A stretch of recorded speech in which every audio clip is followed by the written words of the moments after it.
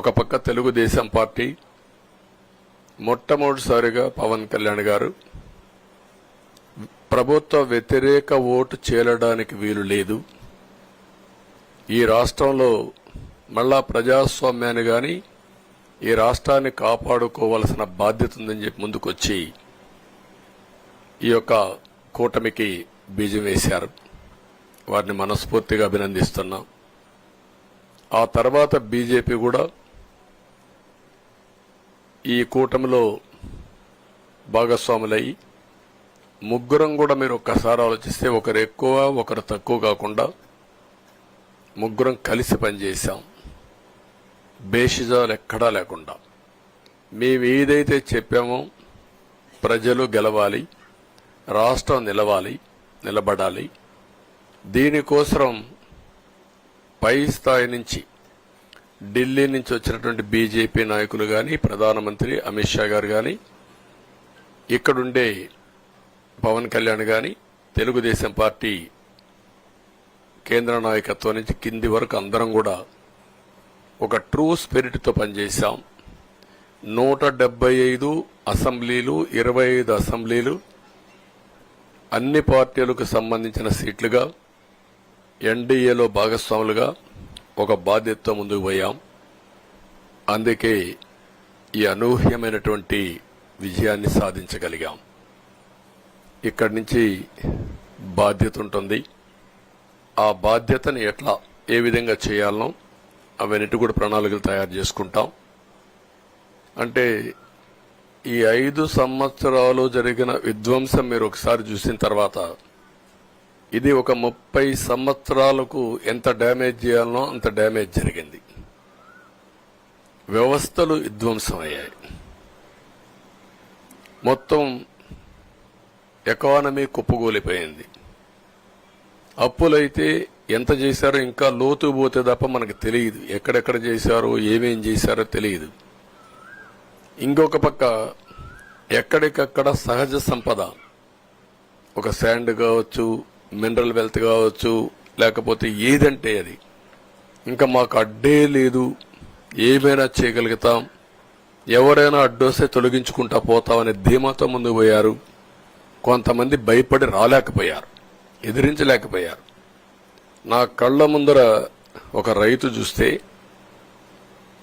ఆ పొలం పక్క నుండి ఇసుక తీసేస్తే అక్కడ భూగర్భ జలాలు ఉండవు, వ్యవసాయానికి నీళ్లు కూడా కొరత వస్తుంది, పక్క నుండే పొలాల్లో కూడా నీళ్లు ఉండవు.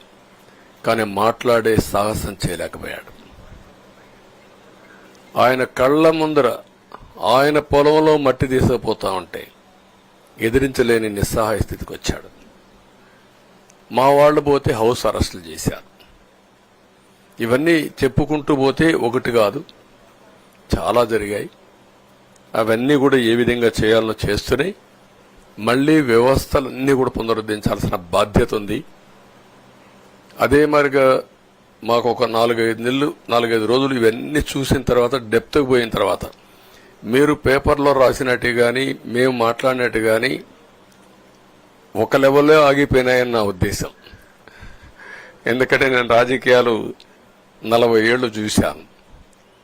ప్రభుత్వాలను మేము అధికారం ఉన్నప్పుడు చూశాను, బాగు చేసి మళ్ళా అపోజిషన్కి వస్తానే వీళ్ళు నాశనం చేస్తే మళ్లీ నేను అధికారంలోకి వస్తానే దాన్ని బాగు చేయాలంటే ఎన్ని కష్టాలు ఉన్నాయో నేను చూశాను. ఒకప్పుడు పవర్ సెక్టర్ మీరు చూస్తే కరెంట్ ఎప్పుడు వస్తుందో ఎప్పుడు పోతుందో తెలియని పరిస్థితి నుంచి హైదరాబాద్ లో విద్యుత్ సౌధ దగ్గర రాఘవరెడ్డి ఉండేవాడు, కమ్యూనిస్ట్ లీడర్. నల్గొండ నుంచి రైతులు తీసుకొచ్చి సమ్మర్ వస్తే అసెంబ్లీ ఏప్రిల్లో ఉంటే గొడవలు. సగం టైం మేము కరెంటు కొరత పైనే చర్చించేవాళ్ళం. That were the days.